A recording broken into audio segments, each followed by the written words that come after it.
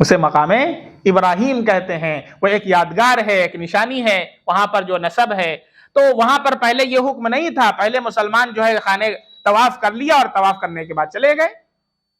حضرت عمر رضی اللہ تعالیٰ نے ایک بار آئے، اللہ کے نبی سے کہا میرا دل چاہتا ہے کہ مسلمانوں سے آپ کہیں کہ وہ جو ہے مقام ابراہیم کو اپنا مصلی بنا لیں، جب طواف کریں تو 2 رکعت وہاں پر نماز پڑھا کریں. اللہ نے قرآن میں آیت نازل فرما دی وَاتَّخِذُوا مِن مَّقَامِ إِبْرَاهِيمَ مُصَلًّى، اے مسلمانوں مقام ابراہیم کو اپنا مصلی بنا. یہ حضرت عمر رضی اللہ تعالیٰ، اس طرح کی 1-2 آیات نہیں، 70 آیات. تو حضرت عمر رضی اللہ عنہ کا جو مقام تھا، جو مرتبہ تھا، جو عظمت تھی ان کی، سارے صحابہ اس کو جانتے تھے. اللہ کے نبی صلی اللہ علیہ وسلم ان کے مشورے پر عمل کیا کرتے تھے. اس سے پہلے بھی ایک حدیث آ چکی، آپ نے سنا کہ اللہ کے نبی صلی اللہ علیہ وسلم نے کہا، حضرت عمر رضی اللہ عنہ نے مشورہ دیا اور کہا کہ اللہ کے نبی صلی اللہ علیہ وسلم میرا یہ جو ہے عاجزانہ اور مشورہ ہے. اللہ کے نبی صلی اللہ علیہ وسلم نے اس کو مان لیا. بارہا ایسا ہوتا تھا. اس لیے یہ حیثیت پیش نظر ہونا چاہیے. تو حضرت عمر فاروق رضی اللہ عنہ غالباً ایسا رہا ہوگا کہ آپ نے 1-2 مرتبہ حضرت ابو ہریرہ رضی اللہ عنہ کو سمجھایا ہوگا کہ بھائی واپس چل، لیکن وہ راضی نہ ہوئے ہوں گے. پھر حضرت عمر رضی اللہ عنہ نے ایک ایسے جو ہے لگایا ہوگا. اور وہ بھی ظاہر سی بات ہے، اہل عرب کو آپ جب ان کی جو شباہت کو سامنے رکھیں گے تو کوئی مشکل نہیں ہے. کتنے لہیم شہیم ہوا کرتے ہیں، ہماری طرح نہیں ہوتے ہیں، بہت لمبے چوڑے ہوتے ہیں. اور آج کل کے طور کم ہو گئے ہیں. آج سے 1400 سال پہلے کا تصور کیجئے اور حضرت عمر کا تصور کیجئے، کتنے لمبے رہے ہوں گے، کتنے چوڑے رہے ہوں گے. وہ اگر ایک ایسے مارے تو آدمی تو گر ہی جائے گا. سمجھ میں آیا؟ تو اس کا مطلب یہ نہیں ہے کہ انہوں نے کوئی ایذا رسانی کے لیے ایسا کیا ہے، بلکہ پہلے سمجھایا بجھایا ہوگا، پھر نہ ماننے پر انہوں نے جو ہے ایسے ایک مرتبہ کیا اور حضرت ابو ہریرہ رضی اللہ تعالیٰ عنہ گر پڑے. تو یہ جو ہے ایسا نہیں تھا کہ حضرت عمر رضی اللہ عنہ نے کوئی ظلم کر دیا، بلکہ آپ نے جو ہے اس وقت کے خلاف مصلحت جو ہے یہ سمجھا، مصلحت کے خلاف سمجھا، اور اس لیے اس کو اس سے منع فرمایا. اور اس کو روکنے کا طریقہ یہی تھا، چونکہ حضرت ابو ہریرہ رضی اللہ عنہ بھاگے چلے جا رہے تھے جوتا لے کر کے، اور بہت جو ہے جلدی میں تھے، وہ بھاگے چلے جا رہے، اب وہ رک ہی نہیں رہے تھے، تو اس وجہ سے ان کو روکنا پڑا. اس وجہ سے یہ ہوا. تیسری چیز جو اس حدیث کے اندر پوائنٹ ہے وہ یہ ہے کہ جو اللہ کے نبی نے فرمایا کہ لا الہ الا اللہ کی شہادت جو دے اس کو جنت کی خوشخبری دے دی گئی ہے. تو کوئی لا الہ الا اللہ پڑھ لے اور پھر جنت میں چلا جائے، جیسا کہ اس سے پہلے بھی بہت سی روایات اس طرح کی آئی. من قال لا الہ الا اللہ دخل الجنہ، جس نے لا الہ الا اللہ کہا وہ جنت میں جائے گا. تو اب اس کا مطلب کیا ہوا کہ جس نے لا الہ الا اللہ پڑھ لیا، اب اس کو نہ تو نماز کی ضرورت، نہ روزے کی ضرورت، نہ حج کی ضرورت، نہ زکوٰۃ کی ضرورت. کیا ایسا ہی ہے؟ وہاں پر بھی ہم نے بتلایا تھا اور اب بھی بتلا رہے ہیں کہ اس میں بہت سارے لوگ اس کی وجہ سے کیا ہو جاتے ہیں، بہت سے لوگ کنفیوز ہو جاتے ہیں کہ جو صرف ایک حدیث پڑھ لیتے ہیں اور پھر وہ سمجھنے لگتے ہیں کہ اب تو ہم کو جنت کا سرٹیفکیٹ مل گیا. اس کو ایک مثال اگر میں آپ کو دیتا ہوں، اس کو آپ سمجھ لیں گے تو اس طرح کے جتنے آبجیکشنز، اعتراضات اور کنفیوژن آپ کو ہوتا ہے انشاءاللہ وہ آگے نہیں ہوگا. ایک مثال آپ سمجھ لیجئے، جیسے اطباء حضرات ہوتے ہیں، حکما ہوتے ہیں، حکیم حضرات ہوتے ہیں، تو ان کے نسخے کی بہت سی کتابیں ہوتی ہیں، ایسے ڈاکٹرز کی بھی ہوتی ہیں. اس میں نسخے میں لکھا ہوتا ہے کہ بھئی فلاں چیز کے لیے فوائد کی حیثیت ہے، فلاں چیز جو ہے اس کے اندر یہ فائدہ ہے، فلاں دوا ہے اس کے اندر یہ خاصیت ہے، یہ تاثیر پائی جاتی ہے. اب جیسے اتریفل ہے، ایک مثال کے طور پر اتریفل ہے. اتریفل جو ہے حکمت کے اندر بتایا جاتا ہے کہ جو اتریفل کا استعمال کرتا ہے اسے نزلہ اور زکام نہیں ہوتا ہے، اس کے لیے بہت زیادہ فائدہ مند ہے اتریفل. ٹھیک ہے؟ اب ایک بندہ کیا سمجھ گیا، بھائی جس نے اتریفل کھایا اس کو تو کبھی نزلہ ہی نہیں ہوگا. اب اتریفل کھا لیا اور اس کے بعد جا کر کے ادھر کیا، نیبو پہ نیبو، جو زکام لانے والی چیزیں ہیں ان کو برف پہ برف، نزلہ آور جو چیزیں اس کو بھی استعمال کر رہا ہے. اب اس کو نزلہ ہو گیا، اب وہ حکیم صاحب کے پاس پہنچا. آپ کی کتاب میں آپ نے لکھا ہے اتریفل کھاؤ گے تو نزلہ نہیں ہوگا، اتریفل کھاؤ گے تو نزلہ نہیں ہوگا. میں نے تو اتریفل کھایا پھر بھی ہو گیا. حکیم کیا بولے گا؟ اتریفل کی کیا ذاتی تاثیر ہے وہ وہاں پر لکھا ہوا ہے. اتریفل کی ذاتی تاثیر کیا ہے؟ تریفل کی ذاتی تاثیر یہ ہے کہ نزلہ روکتا ہے، یہ ذاتی اس کی تاثیر لکھی ہوئی ہے، لیکن اس کے ساتھ انسان کو بہت سی چیزوں سے پرہیز بھی کرنا پڑتا ہے۔ ڈاکٹر دوا دیتا ہے تو وہ دوا فائدہ کرے گی، لیکن اس کے ساتھ ساتھ بہت سی چیزوں سے منع بھی کرتا ہے۔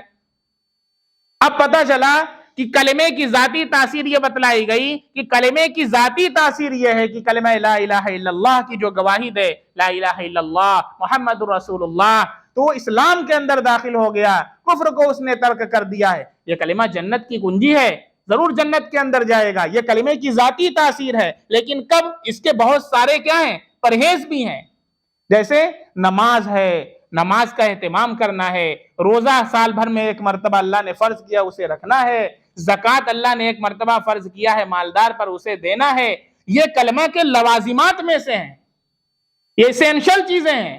جیسے دوا کے فائدہ کرنے کے لیے بہت سی پرہیز کی چیزیں حکیم اور ڈاکٹر حضرات بتلاتے ہیں۔ اب وہ تو بہت بے وقوف اور احمق انسان ہوگا کہ جو خالی دوا کھائے اور دھڑلے سے ساری چیزیں کھاتا پیتا رہے، جس کا لیور خراب چل رہا ہو، اور وہ جو ہے تلوسا سامان بھی کھائے، تیل والی چیزیں خوب کھائے، خوب جم کر کے مٹن اور چکن سب کھائے پیے، اور بولے جب جگر اور لیور بڑھ جائے بولے میں تو ڈاکٹر کی دوا کھاتا ہوں۔ ڈاکٹر کی دوا بالکل مفید ہے، ذاتی تاثیر اس میں کیا ہے؟ وہ فائدہ کرے گی، لیور کے لیے ہے، لیکن اس کے فائدہ کرنے کے لیے پرہیز بھی کرنا کیا ہے؟ ضروری ہے۔ بہت سی چیزیں ہیں جن پر عمل بھی کرنا ضروری ہے۔ تو اللہ کے نبی صلی اللہ علیہ وسلم نے جس حدیث کے اندر یہ بتایا کہ جس نے لا الہ الا اللہ کہا وہ جنت میں داخل ہوگا، یہ کلمہ لا الہ الا اللہ کی ذاتی تاثیر بتلائی ہے۔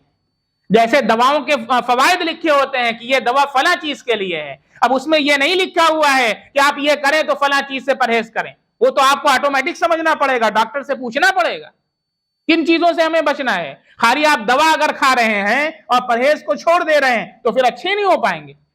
جیسے مجھے کو پتھری ہے، اب ڈاکٹر نے بتایا ہے کہ ٹماٹر کا بیج نہیں کھانا ہے، ساگ نہیں کھانا ہے، اور سی چیز منع کر دی، ان چیزوں سے بچنا ہوتا ہے، اور دوا بھی کرنا ہے، یہ بھی اللہ کے نبی صلی اللہ علیہ وسلم کا حکم ہے۔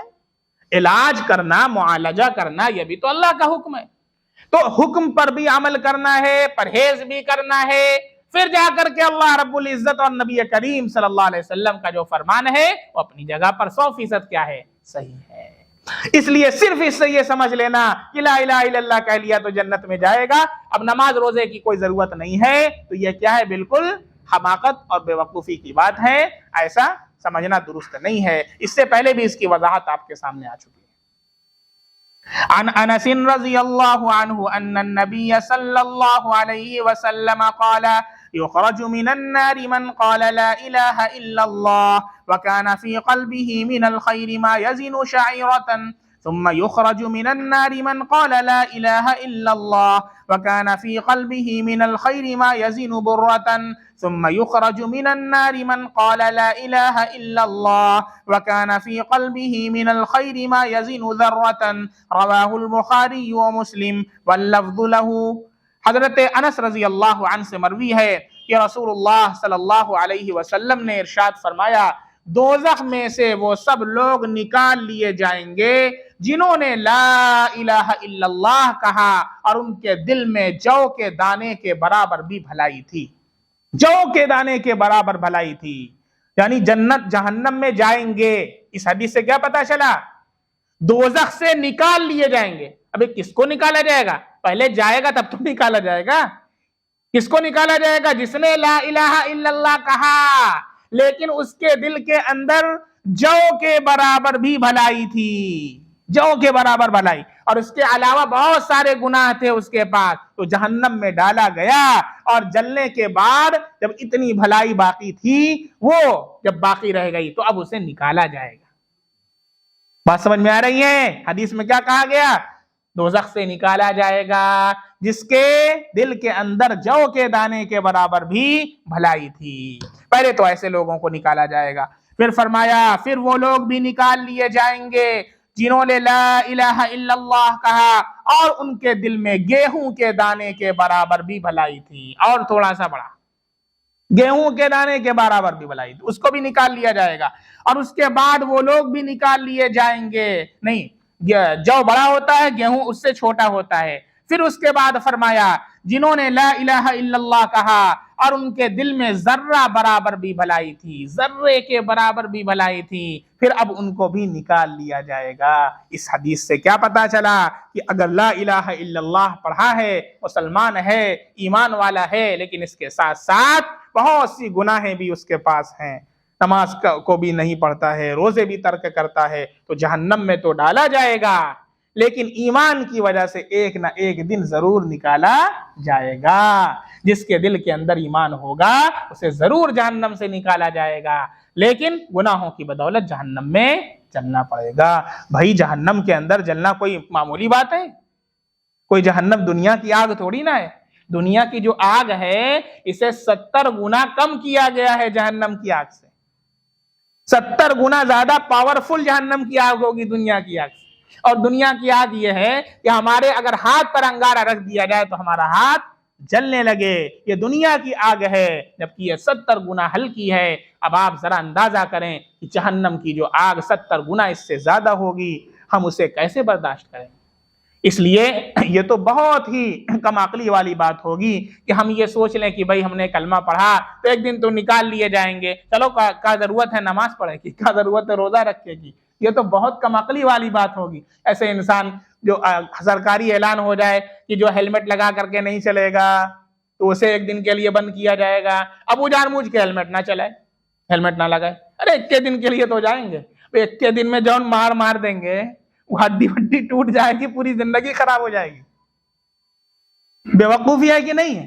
بھئی جب اعلان ہو گیا ہے کہ بند کر دیا جائے گا، چاہے ایک ہی دن کے لیے، چاہے ایک ہی گھنٹے کے لیے، ضرورت کیا ہے ایسا کام کرنے کی کہ ہمیں بند کیا جائے، ہمیں مارا پیٹا جائے؟ اپنے آپ کو ہم کیا کریں؟ بچا کر کے رکھیں، عزت نفس کے ساتھ رکھیں۔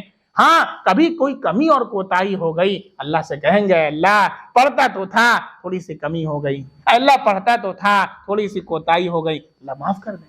ایک دم چھوڑ دیا اٹھا کر کے، اب کیا کہیں گے اللہ تعالیٰ سے؟ کیا کہیں گے اللہ تعالیٰ سے؟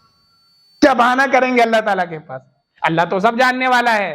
یہ دنیا نہیں ہے کہ اب بیوی کا فون آیا اور بیٹھے ہوئے ہیں ہوٹل پہ، ہاں بس دال خرید رہے ہیں، آرڈر تھا اوپر سے دال لے کر کے آنا ہے، ہاں دال خرید رہے ہیں، تو بیوی بیچاری کہتی ٹھیک ہے اچھی بات ہے بھائی، دال خرید کر کے گھر ہی آ رہا ہے، یہاں بیٹھ کر کے چائے چل رہی ہے، مرغا چل رہا ہے، اس کو پتہ چل جائے تو حالت خراب کر دیں۔ لیکن اللہ رب العزت تو ساری چیزیں جانتے ہیں، ان سے ہم بہانہ کیسے کریں گے؟ بہانہ نہیں کر پائیں گے، اللہ کے سامنے کوئی بہانہ وانا نہیں چلے گا بھائی۔ اس لیے جو وقت ہے تھوڑا سا رہ گیا ہے، کب کس کی موت آ جائے کوئی ٹھکانہ نہیں ہے، اس لیے بہت ہی احتیاط کے ساتھ چلنا ہے، اور جو وقت بھی بچا ہے اسے اللہ کے حضور گزارنا ہے۔ جو نمازیں چھوٹی ہیں، جو روزہ چھوٹا ہے، اللہ کے سامنے سچی توبہ کر لینا ہے کہ اللہ تعالیٰ مجھے معاف کر دیجئے، اب ہوش آ گیا ہے، اللہ آنکھ کھل گئی ہے، اللہ جان بوجھ کر ہم نماز نہیں چھوڑیں گے۔ اللہ دیکھیے رمضان کا مہینہ آ رہا ہے، نیت کر لیں انشاءاللہ ایک روزہ بھی جان بوجھ کر کے نہیں چھوڑیں گے۔ جان چلی جائے گی چلی جائے گی، روزہ رکھ کر کے جان جائے گی۔